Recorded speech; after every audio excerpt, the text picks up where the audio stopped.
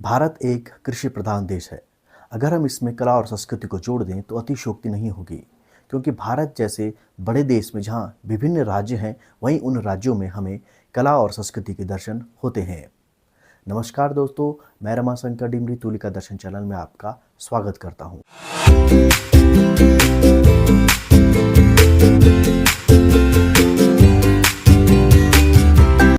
और आज हम बात कर रहे हैं राजस्थानी शैली के बारे में। 8वीं से 10वीं शताब्दी में राजस्थान के दक्षिण पश्चिम भाग, जिसे उस समय गुर्जराता और वर्तमान में गुजरात कहा जाता है, वहाँ गुजरात शैली, जैन शैली, अपभ्रंश शैली का विकास हुआ। इसी कला धारा से राजस्थानी चित्रकला का उद्भव और विकास हुआ। 12वीं शताब्दी में कागज के आविष्कार से चित्रकला में क्रांति ही लाकर रख दी। अब तक ताड़पत्रों, भोजपत्रों, कपड़ों व अन्य माध्यमों पर ग्रंथों की रचना व चित्रण कार्य किया जा रहा था। कागज के आविष्कार से चित्रण सुलभ व सहज हो गया, जिसके फलस्वरूप राजस्थान के अलग अलग रियासतों में अलग अलग शैलियों ने जन्म लिया। 15वीं शताब्दी भारतीय इतिहास में सांस्कृतिक पुनरुत्थान की शताब्दी मानी जाती है। राजस्थानी शैली के विकास का प्रमाण 1451 में चित्रित वसंत विलास व इसके बाद महापुराण, चौर पंचाशिखा, लौर चंदा, गीत गोविंद तथा रागमाला आदि में दिखाई देते हैं। राजस्थानी शैली में 16वीं शताब्दी के उत्तरार्ध में परिवर्तन उस समय हुआ जब मुगल सम्राट अकबर ने मेवाड़ को छोड़कर बाकी सभी राजपूत रियासतों को अपने अधिकार क्षेत्र में ले लिया। यह वही समय था जब राजस्थानी शैली पर मुगल प्रभाव आने लगा। इसका एक कारण यह भी था कि अब मुगल साम्राज्य से अच्छे संबंधों के लिए मुगल परिवारों से राजपूत रियासतें विवाह संबंध भी स्थापित करने लगी। इतिहासकार कार्ल खंडालावाला 17वीं व 18वीं शताब्दी को राजस्थानी चित्रकला का स्वर्ण युग मानते हैं। राजस्थानी शैली के नामकरण की बात करें तो इस शैली को सर्वप्रथम वैज्ञानिक वर्गीकरण में आनंद कुमार स्वामी ने विभक्त किया। 1916 में उन्होंने अपनी पुस्तक राजपूत पेंटिंग में राजस्थानी शैली को राजपूत शैली का नाम दिया। डॉक्टर आनंद कुमार स्वामी ने राजपूत शैली का 2 भागों में वर्गीकरण किया। पहला, राजस्थान का भूभाग, जिसे राजपुताना कहा जाता था। दूसरा, पंजाब के पहाड़ी भाग, जिसमें जम्मू, कश्मीर, कांगड़ा, गढ़वाल, वशोली, चंबा आदि पहाड़ी रियासतें आती थीं। राजस्थानी शैलियों की बात करें तो इसका विभाजन 4 वर्गों में किया जाता है। पहला, मेवाड़ शैली, दूसरा, मारवाड़ शैली, तीसरा, हाड़ौती शैली और चौथा, ढूंढाड़ शैली। मेवाड़ शैली के अंतर्गत उदयपुर, देवगढ़ और नाथद्वारा आते हैं। मारवाड़ शैली के अंतर्गत जोधपुर, बीकानेर, किशनगढ़, अजमेर और नागौर आते हैं। हाड़ौती शैली के अंतर्गत कोटा, बूंदी और झालावाड़ आते हैं। ढूंढाड़ शैली के अंतर्गत जयपुर, अलवर, उनियारा, शेखावटी व आदि रियासतें आती हैं। तो आज के अंक में हमने राजस्थानी शैली के उन मुख्य बिंदुओं को देखा जहां से राजस्थानी शैली का आरंभ शुरू होता है। अगले अंक में हम राजस्थानी शैली को डिटेल से पढ़ेंगे। फिलहाल आज के लिए आप देखिए प्रतियोगी परीक्षाओं के दृष्टिकोण से महत्वपूर्ण प्रश्न।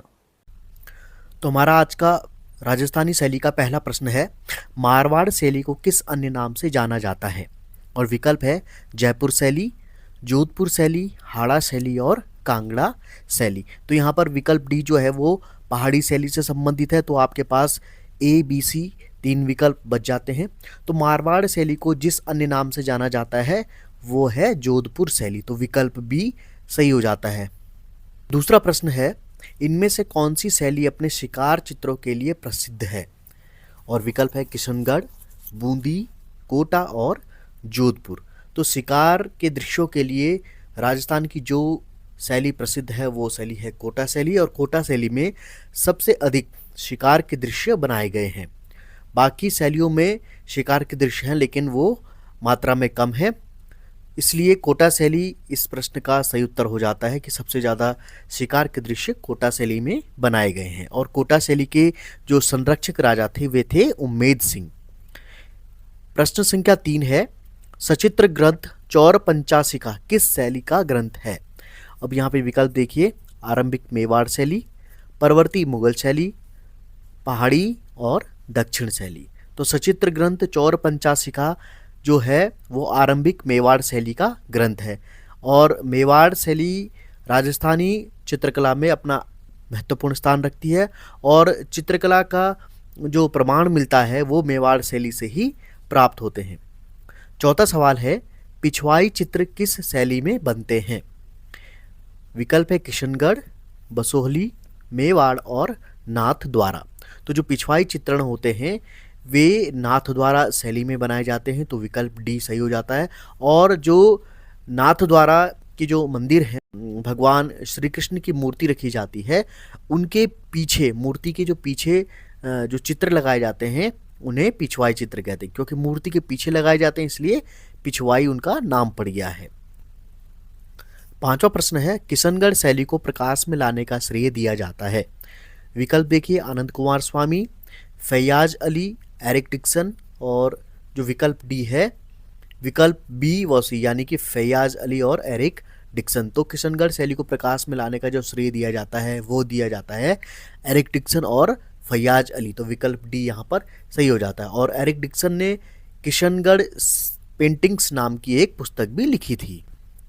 छठा प्रश्न है, राजस्थानी लघु चित्रों में प्रयुक्त रंग किस माध्यम में है?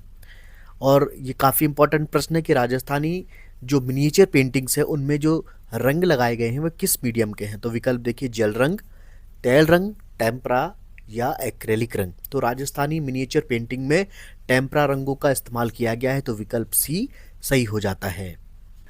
प्रश्न संख्या 7 है, राजस्थानी जयपुर शैली में भित्ति चित्र बनाए जाते थे? और विकल्प देखिए, संगमरमर पर, गीली सतह पर, सूखी सतह पर और ईंट पर। तो राजस्थानी जो जयपुर शैली है उसमें जो भित्ति चित्र है यानी कि जो म्यूरल पेंटिंग्स है वे बनाई जाती थी गीली सतह पर। आठवां प्रश्न है, राजस्थानी शैली किस अवधि में विकसित हुई? ये काफ़ी इंपॉर्टेंट प्रश्न है, इसको जरूर आप नोट्स में लिख लीजिएगा।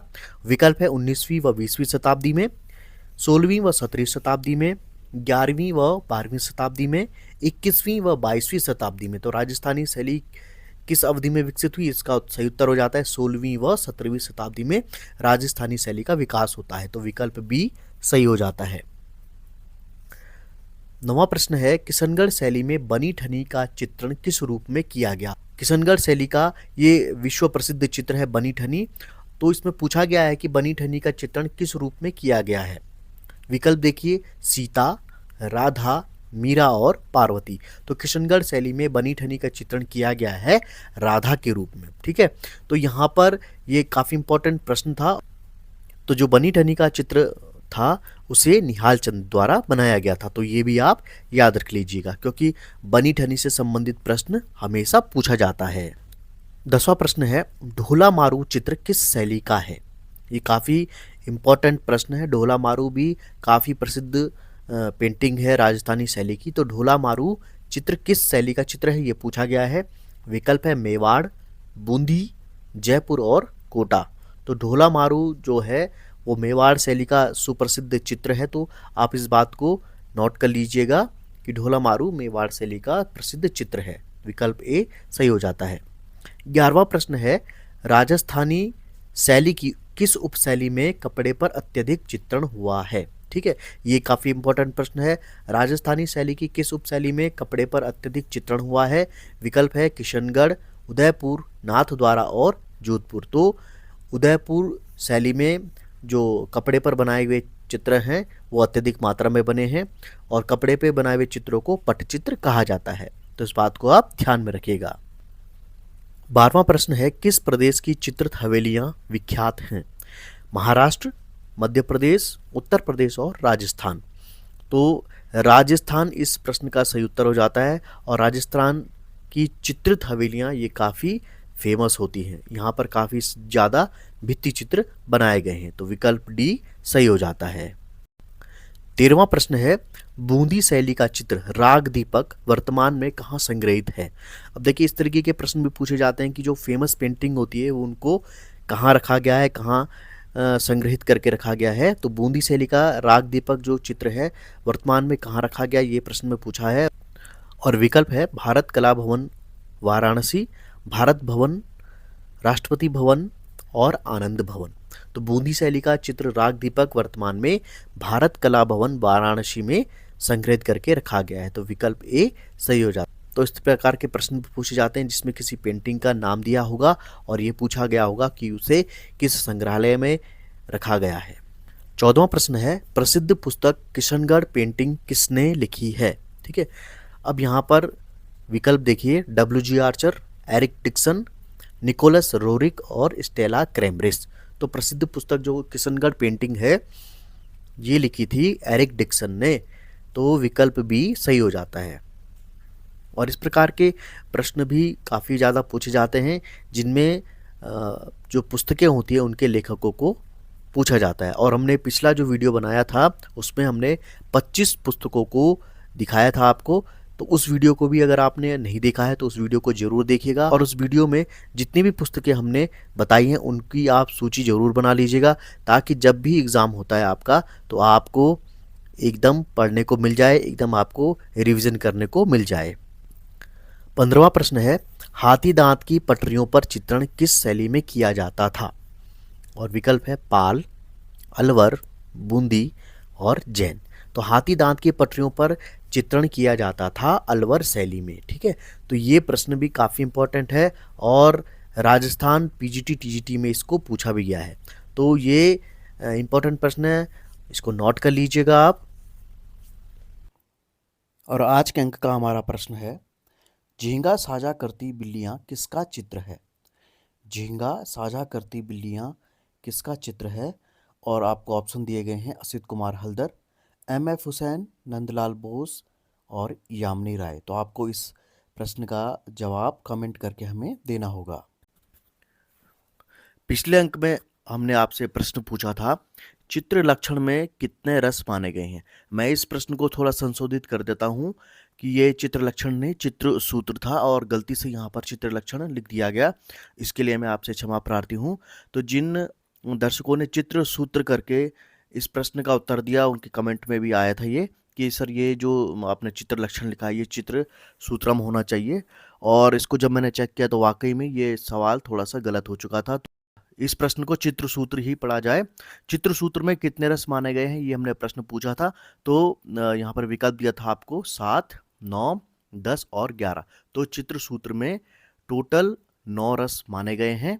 और जिन्होंने इस प्रश्न को चित्र सूत्र करके जवाब दिए हैं उनमें प्रदीप नेगी, नितिन सैनी, संजीव कुमार, अक्षय राठौड़, गुरुजी, the wow craft, Umesh बसानी, Usha Lakhera, सीमा सैनी, प्रेमा मेहता और बबीता राव जी हैं। आप सबको हार्दिक शुभकामनाएं। और जब भी आप किसी भी प्रश्न का जवाब दें तो अपने शहर के नाम को उसमें मेंशन जरूर करें ताकि हमें ये पता लग सके कि आप हमारा वीडियो कहाँ से देखते हैं। तो ये था तुलिका दर्शन चैनल का हमारा आज का अंक। आपको आज का अंक कैसा लगा हमें कमेंट करके ज़रूर बताइएगा। और अगर आप हमारे चैनल में नए जुड़े हैं तो कृपया हमारे चैनल को सब्सक्राइब कीजिए। साथ ही अगर आपको वीडियो अच्छा लगता है तो इसे लाइक और अपने फ्रेंड सर्कल में शेयर करना ना भूलिएगा। हम इसी प्रकार के टॉपिक्स पर वीडियो लाते रहते हैं। तो अगर आप नए जुड़े हैं हमारे साथ में तो हमारे जितने भी पुराने वीडियो हैं उनको आप देख सकते हैं। तो आज के अंक में इतना ही। मिलते हैं अगले अंक में राजस्थानी शैली के साथ में। तब तक के लिए दीजिए मुझे इजाज़त। नमस्कार।